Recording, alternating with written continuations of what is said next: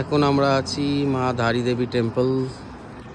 নিচে নামতে অনেক সময় লেগে যাবে, তো আমাদের যে পাইলট দাদা লাল টি শার্ট পরে উনি বললো যে নিচে নেব না, অনেক দেরি হয়ে যাবে, তোমরা এখান থেকেই দেখে আসো।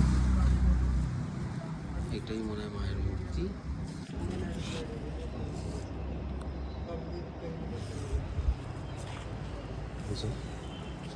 ধারী দেবী মন্দির।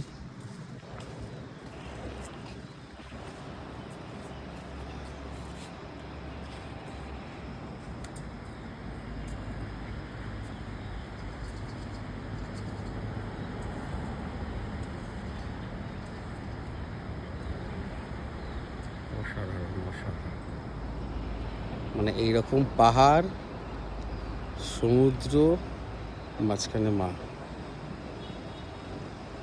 মানে কথা হবে না।